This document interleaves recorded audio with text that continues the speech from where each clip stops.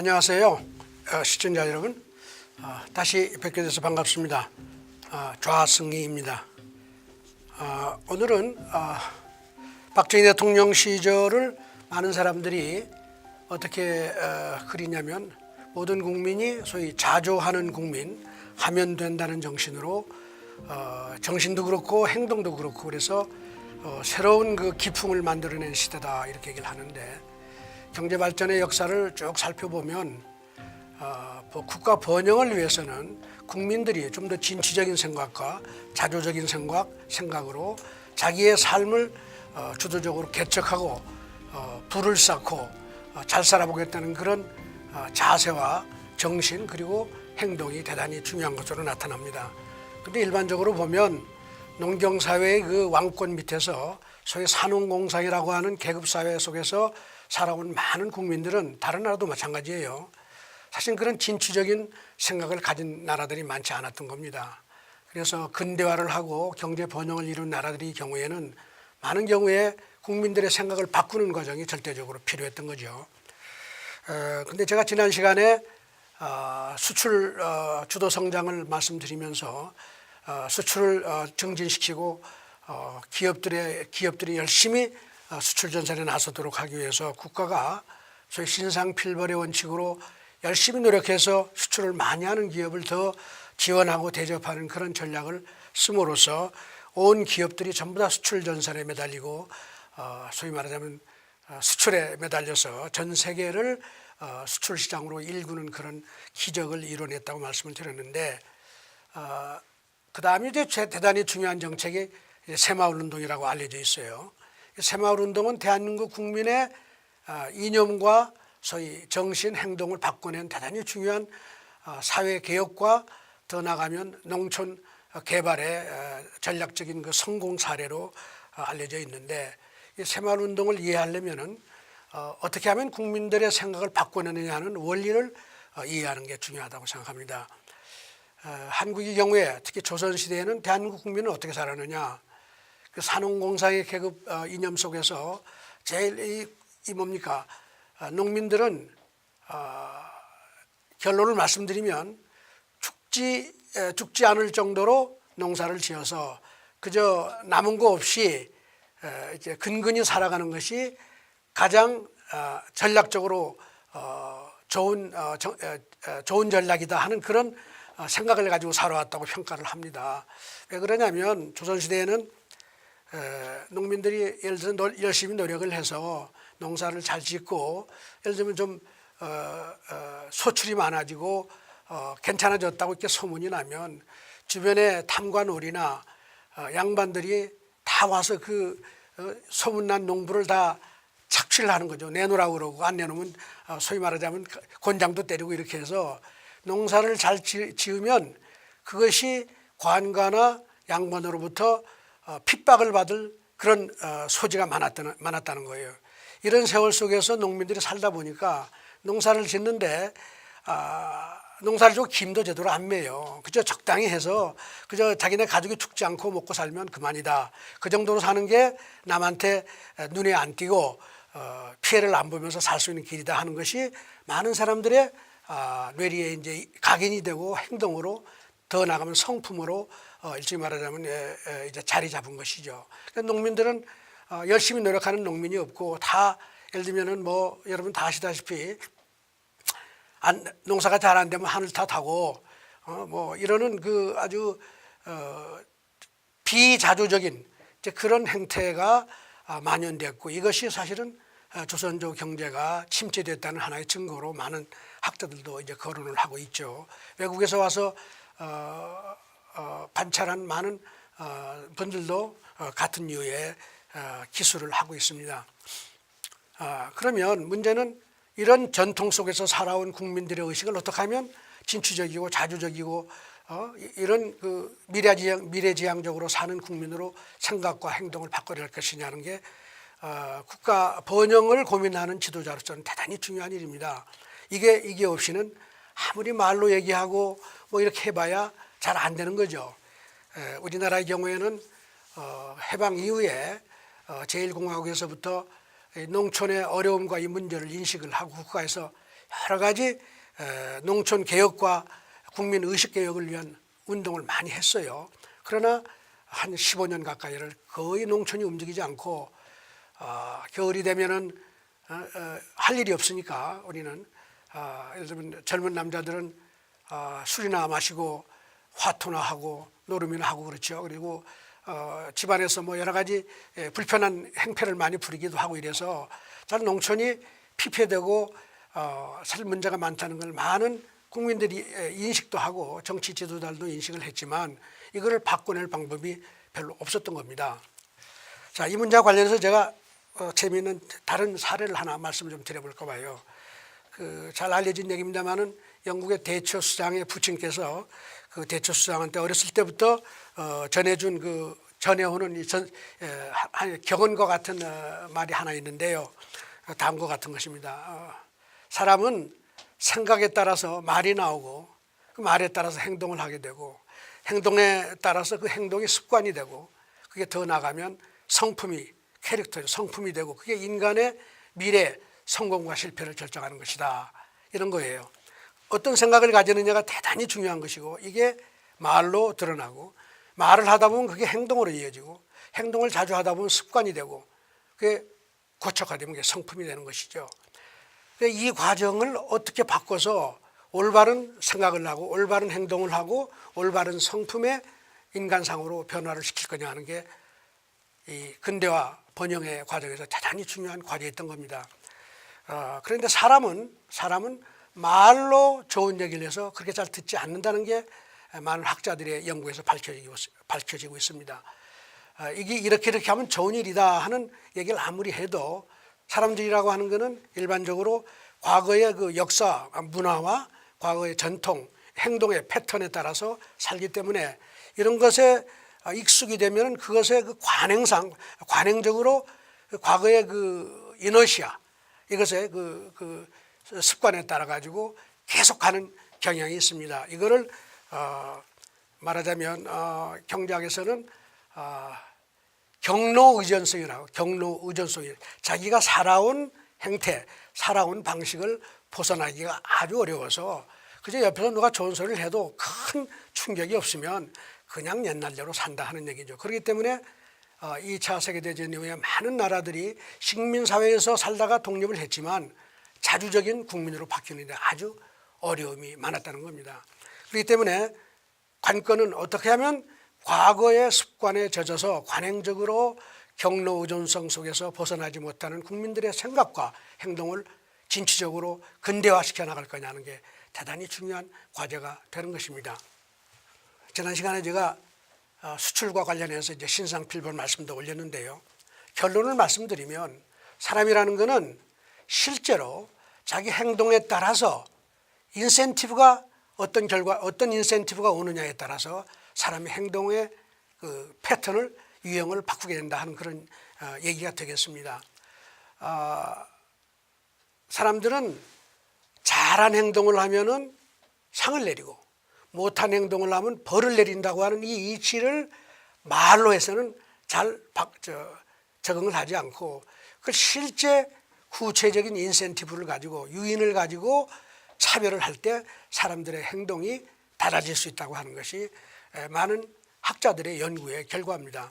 제가 한 가지 재미있는 예를 한번 들어볼게요. 올림픽 경기가 끝나고 나서 여러분 시상대가 이제 시상대에서 이제 시상을 하게 되는데요. 금메달리스트가 있고 은메달리스트가 있고 이제 동메달리스트가 있습니다. 그 세 사람 중에 학자들이 질문을 던져보죠. 누가 제일 행복하냐? 하면 뭐 아마 금메달리스트라고 얘기를 할지 모르지만 사실은 진정으로 행복감을 느끼는 사람은 동메달리스트라고 그래요. 그러면은 상대적으로 그럼 가장 불행한 사람은 누구냐?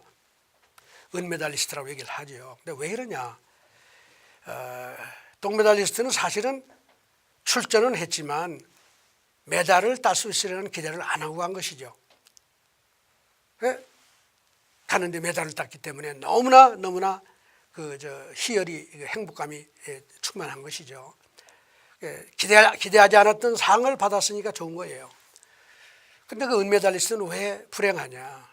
은메달리스트 정도의 실력이면 올림픽에 나갈 때 나는 금메달을 딸 수 있다는 자신감과 희망을 가지고 나갔는데 원했던 거를 받지 못함으로써 그 절망감이 너무나 큰 거예요. 물론 금메달리스트는 행복하겠죠. 그래서 이 사실을 잘 보시면 좋은 일을 해서 상을 받는 것은 너무나 중요한 인센티브가 되지만은 약속했던 일, 좋은 일을 하지 않음으로써 내가 받을 수 있다고 생각했던 걸 못 받는 것이 엄청나게 개인한테 충격이 되고 그 사람의 행동과 생각과 행동을 바꾸는데 결정적으로 중요한 역할을 미친다 하는 것이죠. 이게 신상필벌의 문제인 거예요.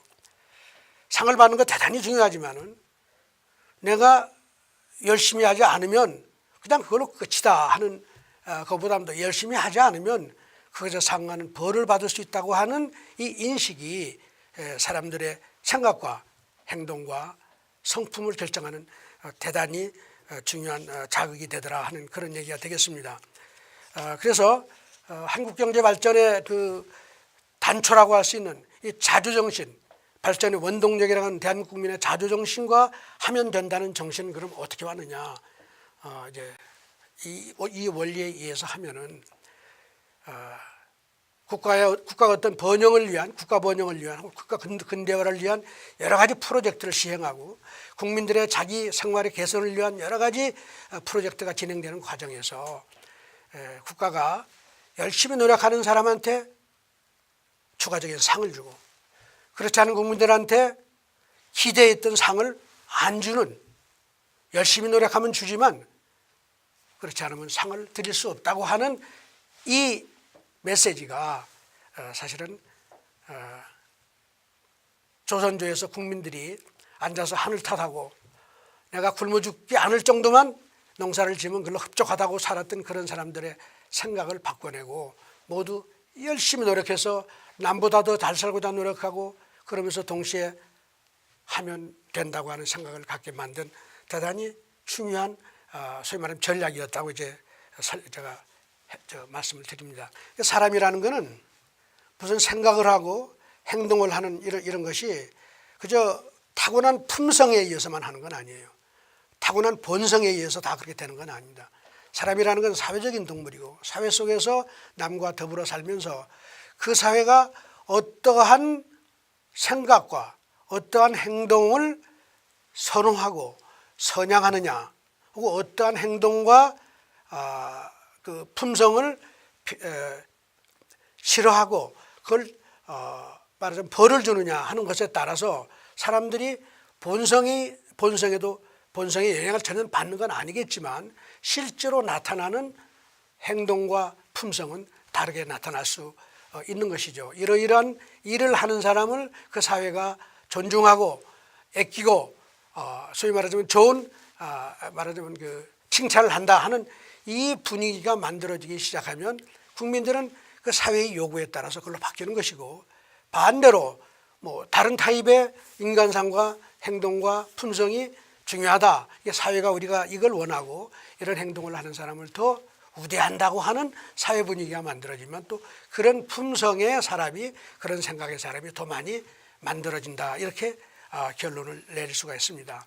이런 원리에 의해서 보면 수출을 지원하기 위해서 수출을 많이 한 기업을 특별히 우대한 정책은 세월이 한 20년 흐르는 동안에 대한민국 모든 기업을 수출 전선의 전사로 키우는 거예요. 똑같은 일이 농촌에서도 벌어졌다는 것을 제가 말씀드리고자 합니다. 새마을운동은 박정희 대통령이 5.16 혁명으로 집권한 이후에 한 10여 년 가까이를 수출주도 성장을 통해 가지고 중소기업을 키워내고 제조업을 키워내면서 도시화, 산업화에 어느 정도의 성과를 낸 다음에 대한민국 경제가 농촌과 도시 간의 격차가 벌어지기 시작을 했어요. 그 이제는 우리가 전부 다 농경사회에 있기 때문에 제조업이라는 게 거의 없고요. 그렇기 때문에 뭐 빈부의 격차라는 게 없는 다 모두 가난하게 평등한 사회였습니다. 아마 그게 요즘 많은 사회주의자들이 주장하는 모두 잘 사는 사회라기보다 모두 같이 더불어 사는 사회라고 하는 것이 어쩌면 그런 사회를 얘기하는 것일지도 모르겠어요. 그저 발전하지 못한 농경사회는 너도 나도 다 같이 못 사는 평등한 사회였죠. 경제가 발전하기 시작하면 점차 차이가 나타나기 시작을 하는 거예요. 열심히 노력한 부분이 더 앞서가고 혹은 국가가 의도적으로 육성하기 위한 부분에 지원을 하기 시작을 하면 지원받은 부분이 그렇지 않은 부분보다 더 앞서가는 이런 일이 벌어지는 거죠. 일반적으로 경제발전의 역사, 세계 경제발전의 역사를 살펴보면 경제발전 과정에서는 세 가지의 독특한 차이가 나타났다고 알려져 있어요.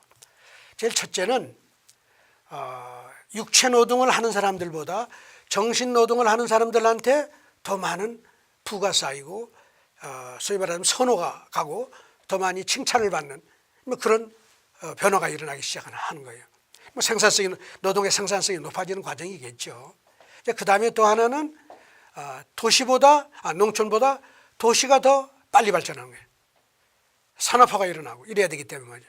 그 다음에 제조업, 산업이 농업보다 말하자면 공업이죠. 공업이 농업보다 더 앞서가는 3대 차별 현상이 보편적으로 나타났습니다. 육체노동보다는 정신노동이 더 대접을 받고 농업보다는 공업이 더 대접을 받고 그 다음에 도시가 농촌보다 더 대접을 말하자면 성장하는 이런 현상이 거의 모든 나라에 공통적으로 일어나고 이게 빨리 일어나는 나라일수록 전체 경제가 같이 동반 성장하는 현상이 이제 나타났다는 것이 하나의 보편적인 관찰인데요. 우리나라도 10여 년 동안 60년대 10여 년 동안에 산업화가 결과적으로 농촌으로부터 끝없이 노동력을 끌어들이면서 이제 산업화를 이루고 도시화가 일어났지만은 결과적으로는 농촌이 상대적으로 소득 수준에서 떨어지는 이제 그런 결과를 가져왔고 또한 우리 농촌은 제가 이미 말씀드린 대로 과거의 문화, 전통적인 가치, 뭐 이런 행동의 유형 이런 것 때문에 계속적으로 소위 말하자면 저성장과 소위 말하자면 침체된 그런 상태를 벗어나지 못하고 있었던 겁니다. 그래서 이제 국가에서 안 되겠다. 농촌에 뭔가 새로운 바람, 새로운 농촌 개혁 혹은 개발 전략을 통해 가지고 농촌이 산업부문과 비슷한 수준으로 좀 발전할 수 있도록 하는 그런 노력을 해야 되겠다 하는 그런 차원에서 이제 고민을 하고 있었던 겁니다. 그런데 이제 흥미롭게도 물론 이제 그 전에 우리가 농촌 그 사회개혁 운동을 이제 한 걸 한번 잠깐 훑어보면 제1공화국 시절서부터 여러분이 잘 아시는 우리 나이 드신 분들은 다 아시겠지만 4H 운동이라고 그래가지고 농촌 청년들을 동원해가지고 의식개혁을 하는 그런 운동이 전국적으로 많이 일어났고요. 그 이후에도 여러 가지 국민 의식을 위한 정부의 노력이 있어가지고 노력을 많이 했죠. 그리고 5.16 직후에도 국민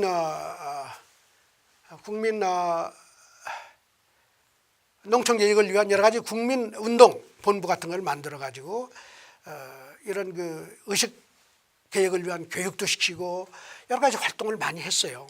그러나 국민들이 그렇게 쉽게 변하지 않은 것이죠.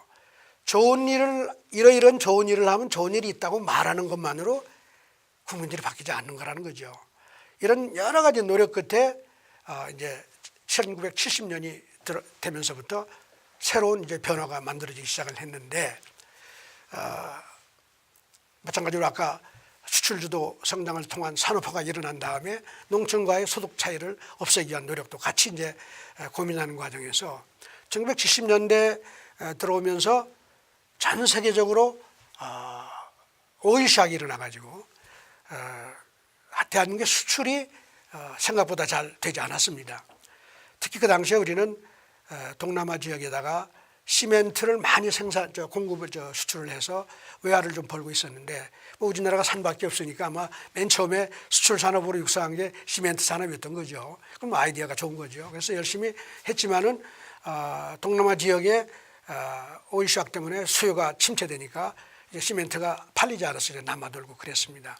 이 남아도는 시멘트를 그럼 어떡할 거냐 하는 게 또 정부의 큰 이제 고민거리였는데 이 시멘트를 처리하기 위한 방법을 연구하는 과정에서 이걸 농촌의 농촌 개발을 위해서 이 남아도는 시멘트를 좀 활용할 수 있지 않느냐는 이런 새로운 아이디어가 제시가 되고 이거를 어떻게 해서 해볼까, 어떤 방식으로 할까 하는 것이 이제 하는 과정에서 박정희 대통령이 한해 그 전해에 그 한해 때문에 여러 가지 피해가 농촌에 많았는데 이런 피해 복구 사업을 하는 현장을 답사하고 독려하는 이 필드 출입을 하는 과정에서 경상도 한두 군데에서 아주 국민들이 자발적으로, 농민들이 자발적으로, 이게 청도라고 알려져 있습니다만은 자발적으로 참여해서 정말 정부의 도움도 하나도 없이 마을을 완전히 새롭게 개조하고 정말 아주 잘 사는 마을을 만들어낸 그런 현장을 직접 보신 경험도 있다고 합니다. 이제 이런 여러 가지 관찰 끝에 박정희 대통령이 새마을 운동을 이제 제창을 하게 된 것이죠. 그래서 정부에서는 남아도는 시멘트를 어떤 식으로 소비를 해서 이걸 농촌에 새로운 어떤 그 프로젝트를 할 수 있는 길이 있겠는가 하는 고민을 한 끝에 1970년 이제 가을서부터 새마을 운동을 시작하는데 이렇게 했습니다.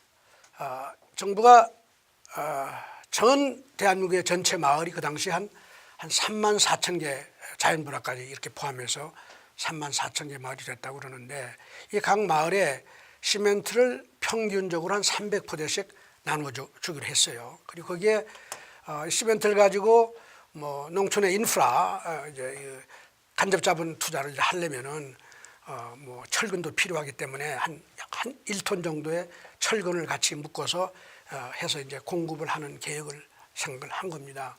그래가지고 전 대한민국의 3만 4천 개 마을에 시멘트와 300포대 정도의 시멘트와 1톤 정도의 철근을 공급을 하기로 하고 정부에서 한 10가지 정도의 이 농촌 그 인프라 개선 프로젝트를 각 마을에 이제 시달을 하죠.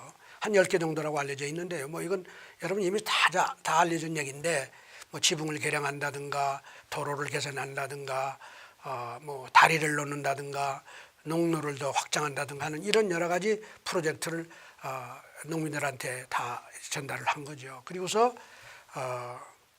각 마을이 그 처한 환경이 다를 터이니 마을의 그 마을 총회를 통해 가지고 자발적으로 이 중에서 그 마을에 가장 적합한, 가장 또 필요한 그런 사업을 하도록 이렇게 지시를 한 겁니다.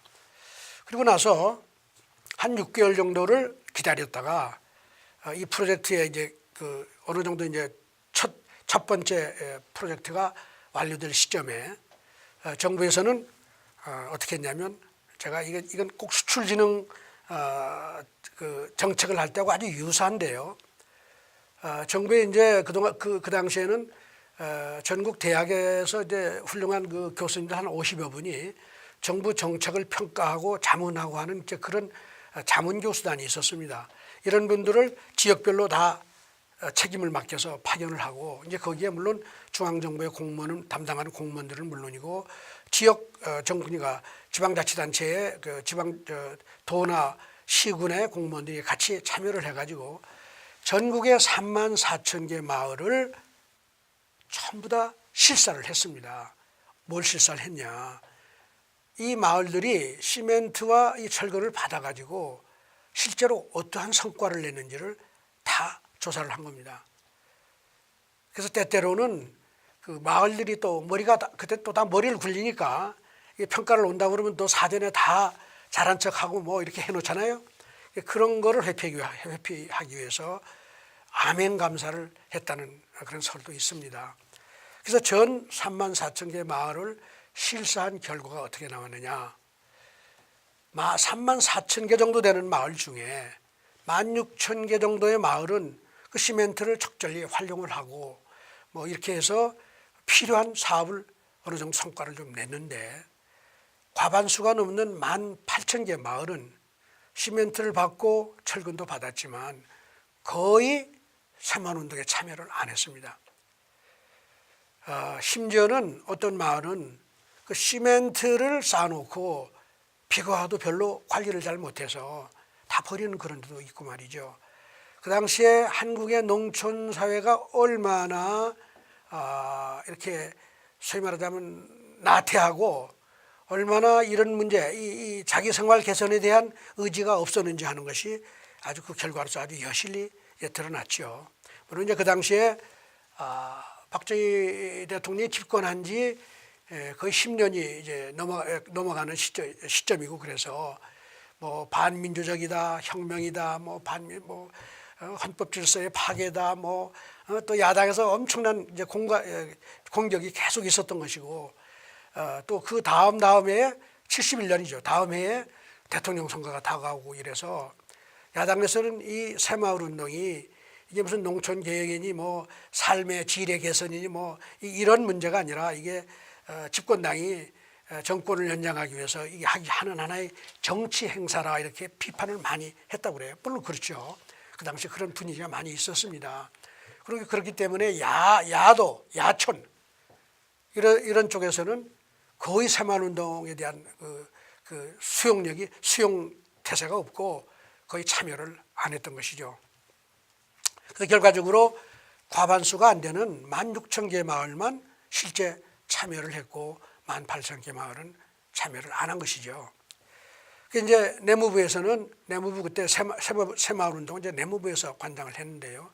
내무부에서는 이제 이 결과를 놓고 이게 새마을운동을 한 번만 하고 그만둘 일은 아니잖아요. 이걸 매년 어느 정도의 그 성과가 날 때까지는 가야 되는데 두 번째 해에 새마을운동을 어떻게 할 거냐 하는 것이 대단히 중요한 관심사죠.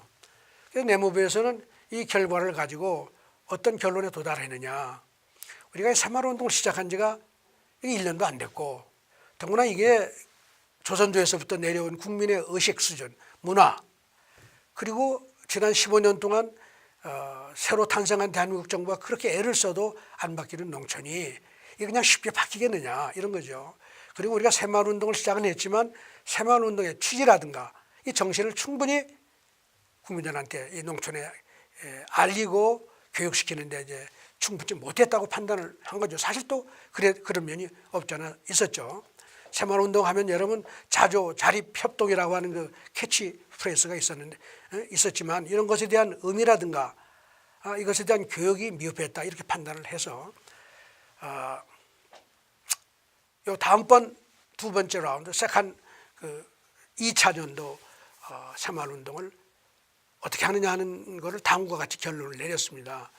똑같이 지난해처럼 시멘트를 공급하고 이렇게 하되 새마을 정신에 대한 교육을 강화하는 것이 하나의 그 안이었던 겁니다. 그래서 이 안을 가지고 대통령을 찾아가서 결재를 받아야 되지 않겠어요? 찾아갔는데 대통령께서 이 안을 보고 하신 말씀이 다음과 같았습니다. 아니 어떻게 정부가 그렇게 지원을 했는데 그 지원을 받고 열심히 노력해서 성과를 낸 마을도 있고 그렇지 않은 마을도 있는데 어떻게 똑같이 지원을 할 수가 있겠느냐. 이거는 신상필벌에 이치에 안 맞고 더 나가면 하늘은 스스로 돕는 자를 돕는다는 이치에도 안 맞는다. 더 나가면 시장의 이치하고 세상의 이치하고 안 맞는다 이거예요. 그러니 이거는 똑같이 다 지원하면 안 되겠다 하고 그 안을 반려를 했습니다. 그러니까 이제 내무부에서는 고민이 된 것이죠. 이게 내무부의 결정은 가기를 통해서 국무회의 결정이나 다름이에요. 국무회에서 결정을 한 것이죠.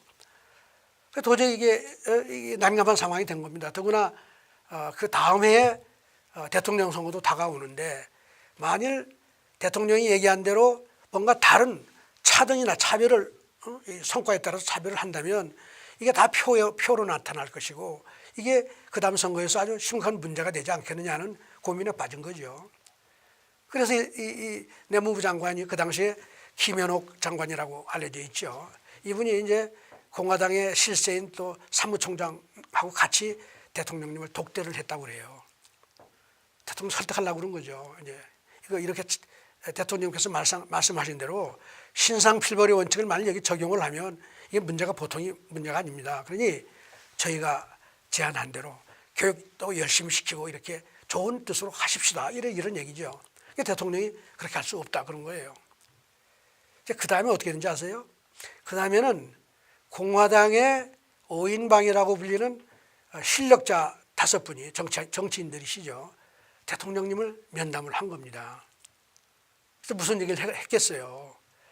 대통령님은 행정가로서 이렇게 하지만 이 정치를 하는 우리 입장에서는 이게 앞으로 엄청나게 큰 사단이 일어날 수가 있는 겁니다.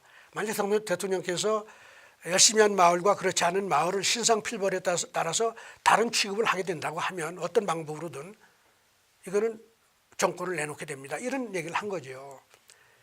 근데 그 대통령님의 말씀이 뭐였냐. 좋다. 내가 정권을 내주는 한이 있더라도 나는 이 원칙에 따라야 된다고 본다. 신상필벌이다. 열심히 노력해서 성과를 낸 마을은 더 지원하고 그렇지 않은 마을은 지원해서는 안 된다. 이게 대통령의 최종 결정이었습니다. 이건 아주 놀라운 일이죠. 지금까지 경제발전의 역사를 저도 공부를 좀 한 사람입니다만 이런 리더십, 지도자, 상원자가 본 적이 없어요. 이 사실은 대통령 비서실장을 9년 가까이 넘게 하셨던 김정념 선생께서 저한테 확인을 해주신 거라서 이건 틀림이 없다고 봐요. 제가 여러 군데 이 사실을 기록도 했습니다만은. 그래서 이제 내무부에서 어떻게 했냐. 대통령 지시대로 첫 해에 성과를 낸 16,000개 마을에는 시멘트를 평균적으로 200포대를 더 붙여서 평균 500포대씩 지원을 했습니다. 물론 이제 마을 규모에 따라서 이제 그건 이제 차등이 있었겠죠. 그리고 그 중에 아주 성과가 우수한 마을은 돈까지 한 100만 원씩 현금을 지원했어요. 여러분 뭐 경기도 지역이라든가 일부 지방을 가보시면 새마을 운동을 해가지고 우수마을로 선정이 돼서 현금 지원까지 받는 데는 비서까지 세워놓고 그런 데가 있습니다. 그럼 그 다음에 18,000개 마을은 어떻게 했냐. 그 18,000개 마을은 완전히 배제를 시켰습니다. 한 푼도 지원하지 않고. 어떤 메시지가 전달이 됐냐. 성과를 내지 못한 마을은 앞으로 정부에서 일체 지원이 없다. 다만 이 마을들이 협력해서 자력으로, 말하자면 어려운 형편이지만 자력으로 돈을 모으고 이렇게 해가지고 자금을 모아서 새마을운동에 참여해서 성과를 내면 그때 정부가 다시 평가하겠다. 이게 정부의 메시지였습니다. 놀라운 일입니다. 다시 이걸 해석을 하면요. 18,000개 마을은 어떤 마을이냐.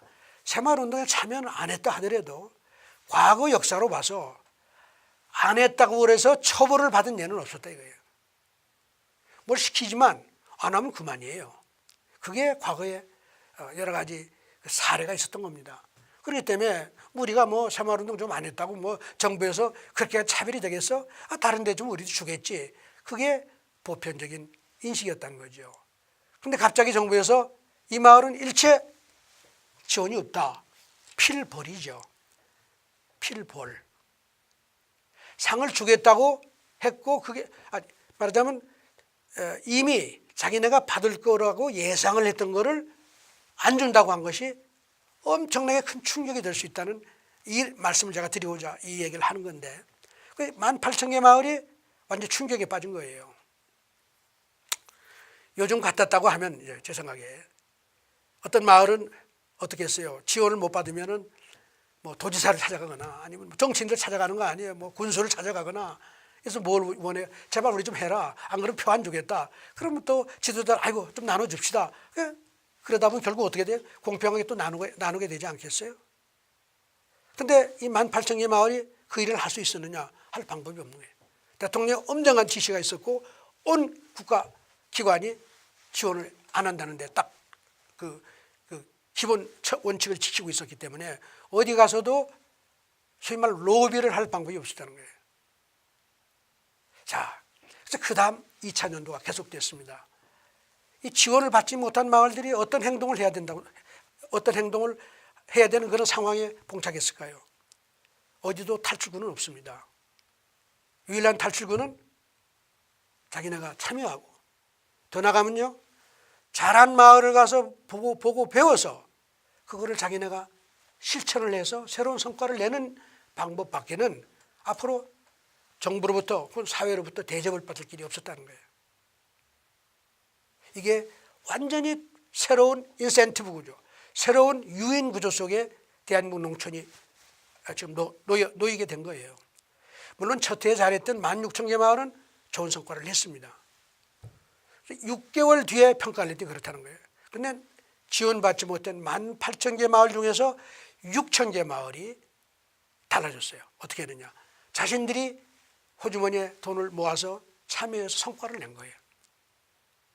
정부에서 놀란 거죠. 6,000개 마을을 첫 해에 잘했던 마을과 같이 합쳐가지고 그 다음에는 그 말하자면 숫자로 하면 이제 대략적으로 한 이제 18,000개 마을이 됐네. 16,000개 마을에 6,000개 한 22,000개 마을이 되는 셈이군요. 이 마을에는 지원을 하고 그 18,000개 마을에서 아직도 성과를 내지 못하고 참여하지 못한 12,000개 마을은 완전히 지원에서도 배제를 한 겁니다. 이게 한 5년 넘게 지속이 됐어요. 같은 원칙이 계속 지속이 됐습니다. 그러면서 결과는 어떻게 했는지 알아요? 그 지원받지 못한 마을들이 점차적으로 증가하는 속도가 어떻게 증가했냐면 점점 자발적으로 참여해서 성과를 내는 마을로 전환이 된 거예요. 1975년, 4년, 5년쯤 되니까 거의 90%, 95% 넘는 대한민국 농촌이 전부 다 소위 자립 자주 마을로 다 바뀐 거예요. 그 당시에 박정희 대통령은 이제 새마을운동하고 할 때마다 모내기 할 때마다 늘 시골을 가서 현장 답사를 하고 그랬기 때문에 농촌들하고 대화를 하면서 하는 얘기 중에 이런 얘기가 있어요. 이건 아주 정말 놀라운 그 발상입니다. 새마을운동을 한두 번 해봤더니 잘하는 마을도 있고 못하는 마을도 있더라고요. 그래서 자기가 판단하기에 못하는 마을을 지원해도 이거 자체가 안 되더라고요. 그래서 이제 자기는 어떤 전략을 쓰고자 하느냐. 잘하는 마을을 3학년, 그 다음 잘하는 마을을 2학년, 전혀 참여하지 않고 게으름 피우는 마을을 1학년으로 부르겠다. 그래서 1학년을 기초마을이라고 그랬어요. 그래서 2학년을 자조마을. 자기 나름대로 뭘 한다 이런 얘기죠. 그리고 3학년을 자립마을. 3학년은 정부가 지원 안 해도 이제 자동적으로 굴러가는 아주 역동적인 마을이 됐다 이런 얘기예요. 1, 2, 3학년을 이제 나눠서 자기는 지원을 1학년을 하는 게 아니라 말하자면 보통의 정치인이나 보통의 상식으로는 1학년을 열심히 키워서 독려하고 교육을 시켜서 키워야지 2학년, 3학년이 된다고 생각을 하겠지만 그렇게 해보니까 안 되더라 이거야. 그래서 2학년, 3학년을 지원하고 그 2, 3학년하고 같이 가지 1학년 기초 마을이 불평이 많을 것입니다. 그러나 그런 사람들의 불평을 귀를 기울일 수가 있겠습니까?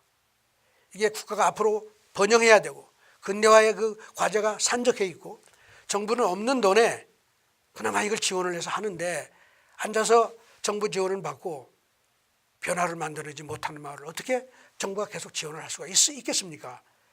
그러니 정부는 2학년, 3학년 자조마을, 자립마을을 더 선양하고 말하자면 이 지원하는 방식으로 새마을운동을 하겠다고 농촌에 가서 농민들한테 그 얘기를 계속 설파하고 다니셨단 말이에요. 그래서 5년 뒤에 대한민국의 농촌 상황이 어떻게 달라졌냐.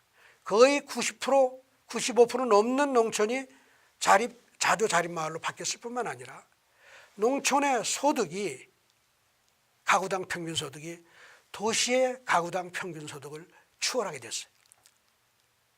물론 이 기간 동안에 정부에서는 여러 가지 다른 전략을 통해서 농촌 소득을 농업의 생산성을 높일 수 있는 여러 가지 방안을 강구했죠. 잘 아시는 통일벼를 만들어서 공급하고 비료를 새로 공급하는 문제라든가 전기를 공급하고 수도를 놓고 하는 여러 가지 인프라 공급을 열심히 해서 농촌 근대화에 나섰던 거죠. 물론 이제 흥미로운 어떤 얘기는요. 정부가 농촌에 전기나 수도를 공급할 때 어떤 고려사항이 있었는지 아십니까? 새마을운동에 참여해서 성과 내는 마을을 먼저 지원해라. 먼저 수도도 보내고 먼저 전기를 보내라. 그렇지 않은 마을은 놔둬라 이거예요. 이게 여러분 이게 농촌을 분기하게 한 거예요. 분기탱천이라고 그러죠. 지원받지 못한 마을이 다 열을 받은 거예요. 그런데 열을 받고서 해결책을 찾아봤더니 다른 방법이 없는 거예요. 지도자에서부터 온 대한민국 국민이 스스로 돕고 노력하는 국민이 최고다. 정부의 지원받고 안 하는 거 이거는 잘못된 것이다. 이 분위기 속에서 어디 가서도 소위 로비를 해서 지원을 받아낼 방법이 없었다는 거예요. 결과적으로 이 사람들이 끝없이 제일 잘하는 마을을 계속 가서 견학하고, 물론 그 당시에 이제 정부에서 새마을운동 교육을 열심히 시킨 것도 이제 중요했죠. 지도자들이 가서 이제 교육도 받고 이제 공부도 하고 이렇게 하면서 바뀌고 이렇게 했겠지만, 근본적으로는 이 마을이 열심히 하고 성공하는 마을의 성공 노하우를 빨리빨리 배우면서 자신들한테 이걸 체화해서 농촌 개발과 발전에 나선 거예요. 자기 마을을. 그래서 결국 5년 만에 대한민국 농촌이 천지가 개벽하게 됐다는 거 아니에요. 지금 대한민국이 이 새마을운동이 너무나 전 세계적으로 알려졌어요. 왜 그러냐면 후진국에서 근대화를 하기 위해서는 필수 코스가 정체된 농경사회를 산업사회로 바꾸는 과정, 혹은 농경사회를 그 자체적으로 높은 생산성의 그 새로운 역동적인 농촌으로 바꾸는 문제가 대단히 중요한 과제인데, 이거를 성공한 나라가 아직도 없어요. 그런데 한국이 이걸 10년, 한 5년 정도 안에 천지를 개벽을 했으니 전 세계가 한국을 배우겠다고 하지 않겠어요. 그래서 한국은 또 뭐 우리가 새마을운동하고 뭐 수출하고 뭐 중화공업하고 이래가지고 이제 공업화를 해서 이제 근대화를 이룬 또 한강의 기적을 이뤘다 그래서 자랑을 또 하니까 후진국에서 도와달라고 하는 데가 많은 거 아니에요. 제일 첫 번째 도와달라고 그런 게 빈곤 퇴치. 제일 뭐 어떻게 해야 돼? 농촌을 일으켜야 되잖아요. 전부 다 새마을운동을 배우겠다는 거예요. 우리나라 돈을 많이 씁니다. 뭐 코이카라든가 뭐 이런 데서 해서 돈을 해서 그냥 새마을운동을 전수한다고 뭐 직원들이 전 세계 한 5, 60개국에 나가고 말이에요. 뭐 저도 한두 군데 가서 교육도 하고 해봤지만 지난 한 10년 넘게를 이렇게 열심히 하는데도 후진국에서 한국처럼 온 나라가 뒤집어진 예가 하나도 없어요. 그런 예가 없을 뿐만 아니라 그 새마을운동이 지속적으로 가는 나라가 거의 없다 이거예요. 1, 2년 하다가 다 흐지부지예요.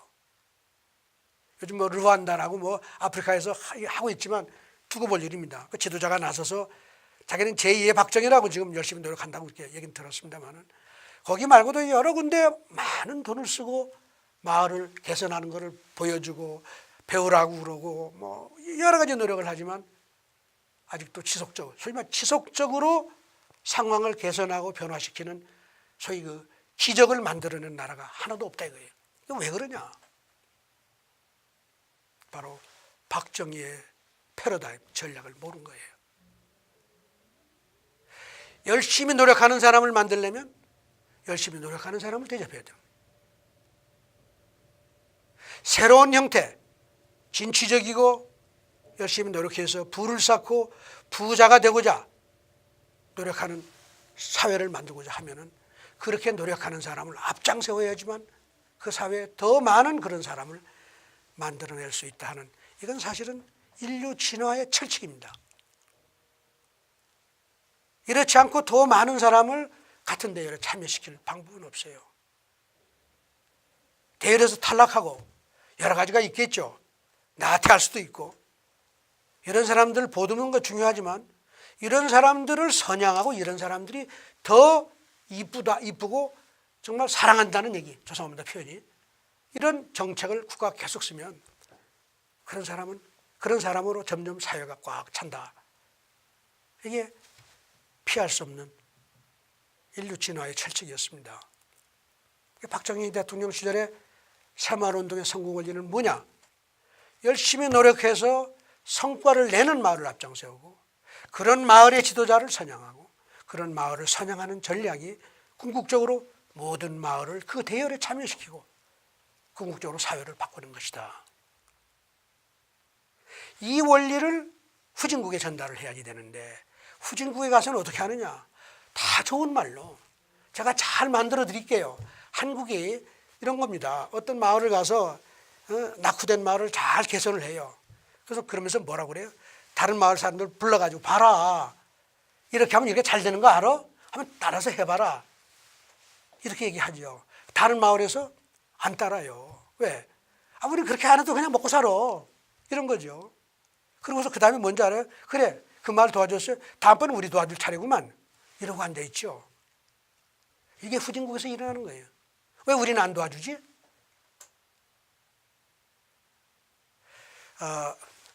아프리카의 케냐나 그 인근에 가면 그 마사이족이라고 있잖아요. 그 사람들은요, 지금 정말 21세기 이 첨단 사회에서도 아직도 옛날처럼 살잖아요. 소위 옛날 헌터 게더러 수렵과 채집시대와 다르지 않게 산단 말이에요. 거기서 1, 2km만 가면 뭐 나이로비가 있고 현대식 도시가 있잖아요. 가서 맨날 봐도 안 바뀌어요. 경로우전성이라고 그랬죠. 살던 식으로 사는 거예요. 아프리카가 아무리 노력해도 사람이 움직이질 않죠.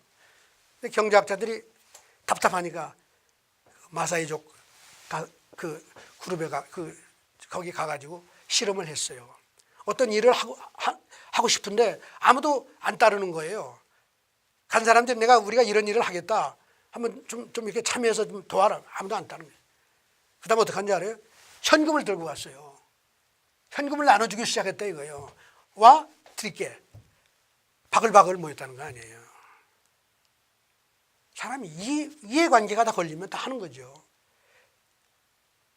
도움이 돼, 자기 인생, 자기 삶에 도움이 된다면 하는 거예요. 신상필벌. 하늘은 스스로 돕는 자를 돕는다. 제가 성경에 달란트 얘기 있죠. 얼마 전 강의에 제가 마태복음 25장 말씀드렸고 2500년, 300년, 500년 전에 중국의 법가들이 주장했던 신상필벌 이게 세상의 이치다 이 말이에요. 이래야 세상이 바뀐다는 거죠. 보통 이런 얘기를 들으면 어떤 사람들은 야, 그건 너무 잔인하지 않냐? 너무 말하자면 인정머리 없지 않냐? 이렇게 얘기를 할 거예요. 물론이요, 그렇게 생각할 수 있어요. 자, 그러면 제가 다시 질문을 던지죠. 우리가 그 가난한 농촌을 도와준다는 게 왜 어떻게 도와주겠다는 거예요? 뭘 하기 위해서? 그 사람들을 그냥 그 옛날식으로 먹고 살게 앉아서 그냥 소위 편으로 그냥 과거와 똑같이 그렇게 사는 거를 그냥 적당히 도와줘서 살게 하는 게 국가가 할 일이고 소위 말하자면 지도자가 해야 될 일인가요? 아니죠. 그렇게 사는 사람을 이렇게 세워서 보다 더 나은 삶을 살도록 소위 말하면 음지에 있는 사람을 양지로 끌어내야 되는데 그렇게 할 수 있는 방법이 뭐냐? 저는 제가 말씀드린 이 신상필벌과 하늘은 스스로 돕는다는 이 원리의 실천밖에는 없다고 봐요. 그게 바로 박정희 대통령이 새마을운동에서 한 겁니다. 그걸 통해서 음지에 있는 사람을 다 양지로 이끌어냈으니 이거야말로 동반성당을 만든 거 아니겠어요? 좋은 말 하면 뭐합니까? 당장 좋은 말 해서 그 사람들이 평생을 그 상태를 못 벗어나고 살게, 심지어는 멀쩡한 사람도 도와준다 그래서 바로 그 음지로 집어넣는 일을 지금 전 세계 국가가 하고 있어요. 우리나라는 물론이고요. 요즘 정치인들이 입에서 하는 얘기가 뭐예요? 멀쩡한 사람을 야, 가만히 우리가 다 도와줄게. 그래, 도와보세요. 학생들, 야, 공부하지 않아도 돼. 다 행복하게 해줄게. 그래, 해보세요. 이런 거 아니에요? 국민 모두를 자조는 고사하고 의타적이고 남 탓하는 국민으로 만드는 거 아주 쉽습니다. 박정희 대통령이 그래서 돌아가시기 전까지 그렇게 열심히 했던 새마을운동이 80년대 들어오면서 어느 정도 가는 듯 했지만 다 오늘날 사라졌어요. 후진국에서 공부하러 오는 많은 학생들이 지금도 새마을운동 정신에 새마을 정신이 있는 줄 알아요? 없어요. 80년대를 거치면서 박정희 시대가 잘못됐다, 비민주적이다, 독재했다, 온갖 말하자면 차별했다, 이래가지고 그 시대를 다 버린 거 아니에요? 새마을운동 정신, 그 원리를 다 버린 거죠. 민주화 시대가 되면서 농민들한테 농민 구조조정, 예를 들면 농업 구조조정이 계속 중요한 대한민국 경제의 과제였죠. 대한민국이 WTO에 가입하고 국제기구에 가입하면서 농산물 시장도 개방을 해야 되고 그러니까 이제 농촌이 다시 태어나야 된단 말이에요. 그럼 어떻게 할 거냐? 돈 지원하자. 그건 좋은 생각이에요. 그 지원을 어떻게 할 거냐? 박정희식을 모르는 거죠. 새마을운동이 어떻게 성공했는지를 모르니 그 수십조가 되는 돈을 100조가 넘는 돈들이 나갔다고 그러죠. 뭡니까? 금리 탕감 포함해가지고 농촌을 지원한다고 온갖 정책을 다 했는데 안 바뀌는 거예요. 왜 그러냐? 잘하는 사람이 대접을 못 받는 지원 제도를 만들어낸 거죠. 골고루 농촌이 시장 개방으로 피해를 보니 다 논아줘라. 평등하게 논아줘. n분의 1이지요. 그 누가 역동적으로 해서 자기 그 농업을 구조정하고 그걸 혁신을 하고 이렇게 하는 사람들이 누가 나오겠나? 혁신가가 안 나오는 거예요. 지금도 그러고 있는 것이죠. 물론 그렇게 많은 돈이 가다 보니까 일부 변화가 있긴 있지만은 이게 지난 30년 넘는 세월 동안 농업 구조정이 아직도 대한민국의 가장 중요한 과제로 남아있단 말이에요. 그리고 후진국 아무런 효과를 보지 못하고 있는 이유가 뭐냐? 박정희 정책 패러다임을 다 버린 거예요. 잘못됐다고.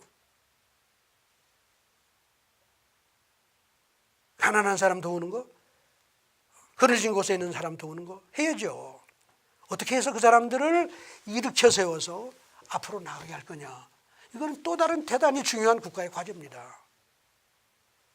근데 지금 전 세계는 제가 보기에 음지에서 양지로 끌어내기보다는 양지에 있는 사람을 점점 음지로 끌어내서 정부한테 매겨 살리라고 만드는 전혀 발전 친화적이지 못하고 발전 지향적이지 못하고 진취적이지 못하고 자주적이지 못한 사회를 만들어가고 있는 게 전 세계 문제라고 봐요. 오늘날 전 세계가 저성장 양국과 한국 마찬가지. 그 이유가 뭐예요?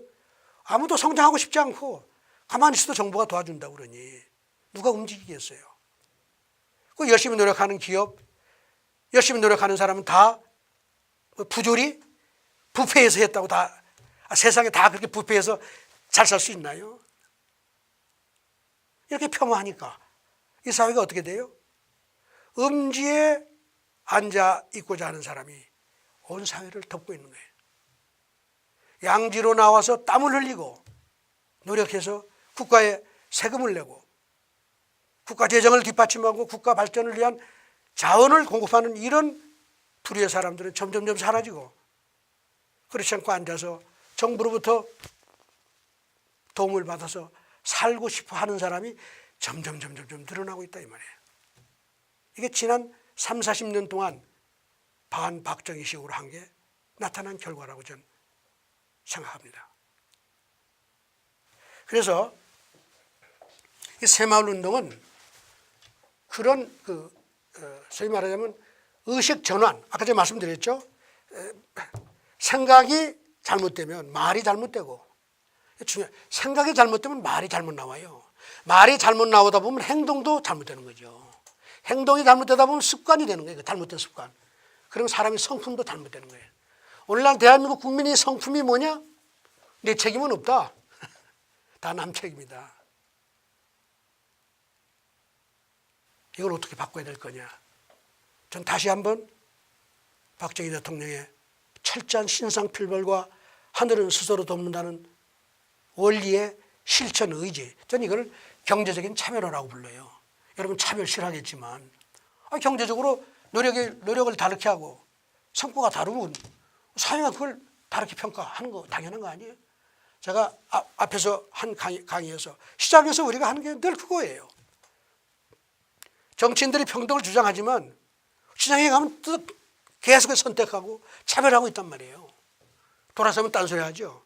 이 표리부동한 거 아니에요? 그러니까 제대로 세상을 봐야 돼요. 국민들한테 제대로 세상을 알려줘야지. 공부하는 어린 학생과 대학생들까지도 포함해서 세상이 어떻다는 걸 제대로 알려줘야지 앞으로 그 사람이 성공할 수 있고 실패 안 하고 갈 수 있는 바탕을 만들어주는 거지. 세상은 차별해. 맨날 가서 그 차별을 만들어내는 사람들이 거꾸로 그렇지 않다고 계속 얘기하면 학생들이 잘못된 세상을 배우는 거 아니에요. 그러면 나중에 다 실패해요. 이게 저는 지난 30년 동안 걸어온 길이라고 생각하고요. 그래서 새마을운동은 농촌개혁, 사회개혁, 의식개혁 운동으로서 중요했을 뿐만 아니라 전체 나라를 경영하는 지도자의 생각이 어때야 되는지에 대한 대단히 중요한 사례로서 우리가 더 많이 연구하고 이걸 또 더 많이 올바르게 세계에 알리는 게 대단히 중요한 일이라고 생각합니다. 오늘은 얘기를 여기서 마치도록 하겠습니다. 여러분 감사합니다.